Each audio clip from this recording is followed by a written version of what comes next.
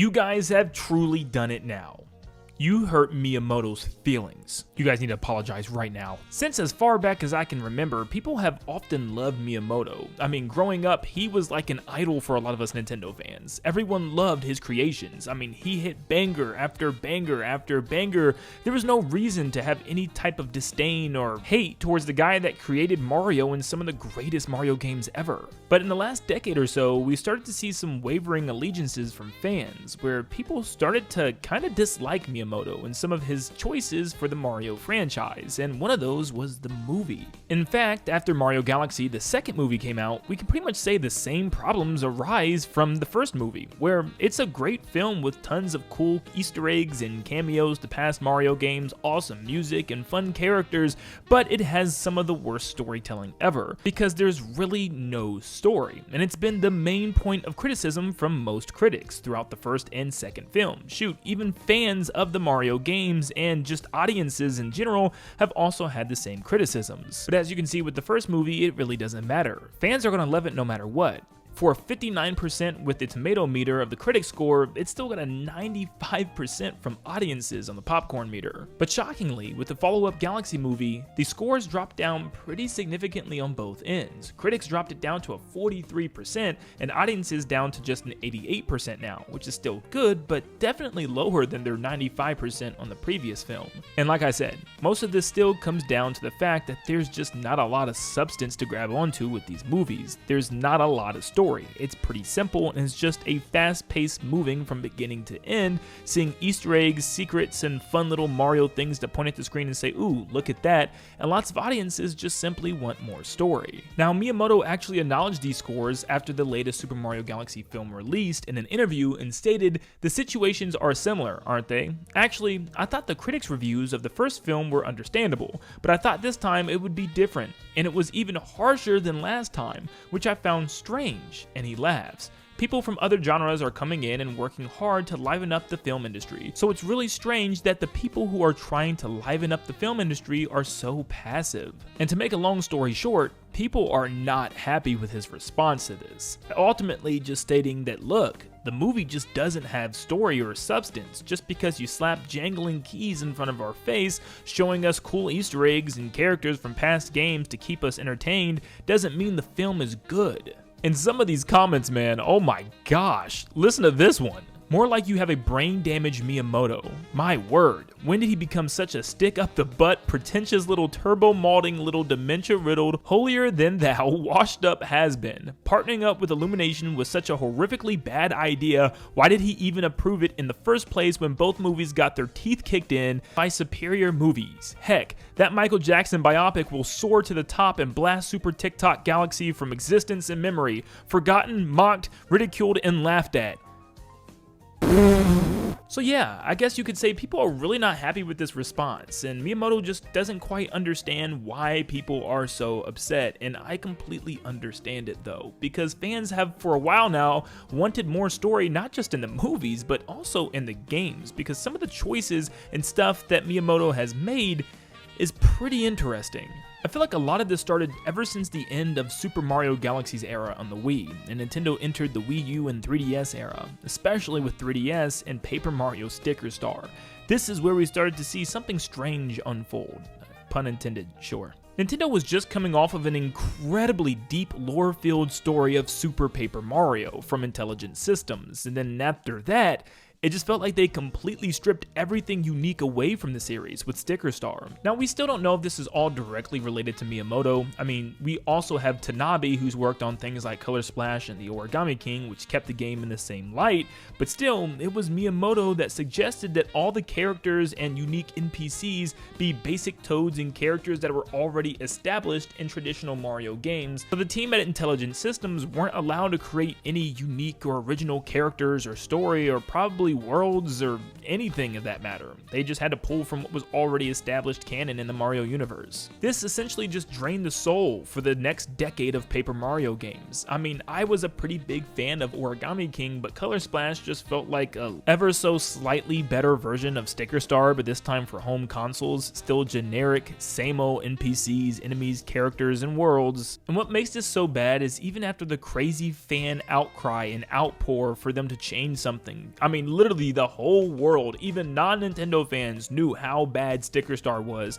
They continued to do it. Miyamoto continued to press on with what he wanted, continuing on with Color Splash, and even with a major portion of Origami King, because even though Origami King is definitely the best of the 3 modern Paper Mario games, and even has a better battle system, it's still not traditional Paper Mario the way fans have been asking for, and the game is still as bland as ever with its characters, NPCs, and even story, with no original partners or anything of that matter. They tried to give some basic NPCs some characterizations like Bobby, which was very memorable of a character, but still, it just wasn't what people wanted. It was so bad, it finally took a remake of a GameCube Paper Mario game to bring back what fans truly loved, by just simply bringing back what they've already done again. And to be honest with you, I felt like that whole era just kind of oozed unoriginality from Miyamoto and his team. I mean, shoot, you look at Mario 3D Land, which I still think is a good game, but it's very basic on paper. It's basic enemies, basic worlds, and of course, a basic story of Mario saving Peach from Bowser. And we were also coming from a horribly bland state of 2D Mario. It was just constantly new Super Mario Brothers over and over and over again, with the same enemies, the same characters, the same worlds, and the same basic story. Now since then, obviously Nintendo has gotten in their bag and done some really great things, like Super Mario Odyssey, even Super Mario Wonder, but those teams were now consisting of new developers, including new producers, like Koizumi being the one to take the lead over Super Mario Odyssey, and he'll probably be the one helming the next 3D Mario. Whenever that comes out. I mean, lately we've been getting new producers and more ambitious projects for their 2D, 3D, and even spin-off Mario games. So who knows, maybe we are getting back on the right track, and maybe since the remake of the last Paper Mario game, the next Paper Mario game is going to finally be a true return to form since the GameCube age. But even with the recent gameplay changes and worlds and themes of games like Odyssey and even Mario Wonder, the stories are still incredibly simple. Miyamoto has always been about gameplay first, story second, and he's just not a big fan of having unique and crazy stories in something like a 3D or 2D platforming Mario game. And I get that to an extent. I don't think a Mario game needs a crazy ambitious story with 2 to 3 minute cutscenes every level or world. That would just get annoying and tedious, and Nintendo fans love to just jump into a game. We all have like ADHD. We don't want to sit and watch cutscenes, we want to jump into the gameplay. But I kind of also want to sit and watch cutscenes. Does that make sense? Like, I think adding some unique story, some unique worlds, and, you know, individual stories for the worlds that we visit would be a lot more interesting than what we get already. I mean, some of the RPGs have some really deep and dark themes, like the Thousand Year Door, Bowser's Inside Story, or even Partners in Time, where aliens invade, and there's such deeper lore and story into the actual gameplay than just saving Peach from Bowser. And even though Odyssey and Mario Wonder both have some awesome worlds, new NPCs, characters, abilities, and just crazy wacky themes, it still has basic storytelling where it's just simple. Bowser's trying to marry Peach, Mario must go rescue Peach from Bowser, or hey, Bowser stole a Wonder Flower, gotta go chase him down through 8 worlds and defeat him. Like, something new would be really great, whether it be a new antagonist or some type of deeper story or something. I would really love to see that. I don't think anybody really questions Miyamoto's ability to come up with some amazing ideas for Mario games and some of the best gameplay we've ever seen in 2D, 3D platformers,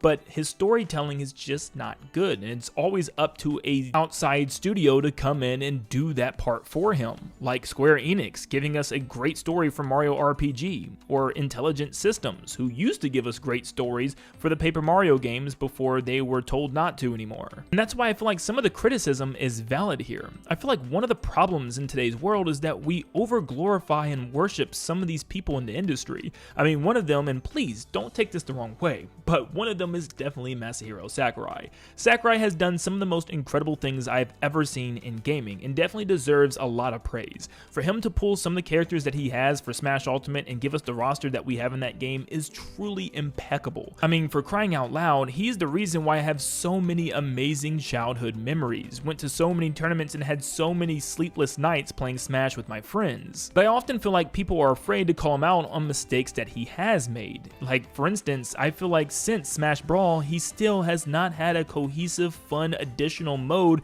to play with all these characters. He made the executive decision to pretty much get rid of cutscenes because the ones for Smash Brawl Subspace Emissary leaked online, and he didn't like that. He wanted fans to experience those for the first time by playing the game.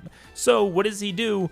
Oh, well, he gets rid of all cutscenes. And to me, since Brawl, we have not had anywhere near a interesting or fun mode that sniffed what Subspace Emissary gave us. But I feel like a lot of people were afraid to call him out on that, just because the roster was so good. Who cares if the story mode for the last couple of games have just been butt? I mean, shoot. Smash 4 didn't even have a story mode. Now, perhaps Sakurai is somewhat coming around now, because if you look at the latest Kirby Air Riders, it actually has way more cutscenes and an actual story compared to anything that the last Smash Bros. Game had. So I'm glad that people are being vocal, but at the same time, I don't think this means that Miyamoto should just retire and have no business working or dealing with any of the upcoming Mario games. I just feel like some of Miyamoto's ideas are a little outdated of having no story mode. This isn't the 64 or shoot, even the GameCube of that matter. We are 4 generations in the future with the Switch 2. I think it's time to start doing some things differently now. I mean, look what they did with Breath of the Wild and Tears of the Kingdom. After so many years of doing the same formula, they expanded it and took some modern ideas like open world gaming into effect and made perhaps some of the greatest video games we've ever seen. And I feel like that's the problem with Mario right now. We're still having great gameplay ideas, but they're held back by some limitations, and I feel like a lot of people are blaming Miyamoto because of this. And the same thing is happening now on the big screen with the movies. People are already tired of the gameplay only, no story model Nintendo has been following with Miyamoto, but they're gonna definitely be sick of it when it comes to a movie, something you watch for a story first. So maybe Nintendo, Illumination, and Miyamoto himself will learn something from those first 2 movies, and the 3rd movie could be a lot better with more story tied to it. Or it's just going to be a 3rd Easter egg fest that fans like, but critics still don't like. But I also hope the video games focus on story a little bit more than just putting it on the complete back burner and putting gameplay first and story dead last. But only time will tell. And stop being so mean to Miyamoto.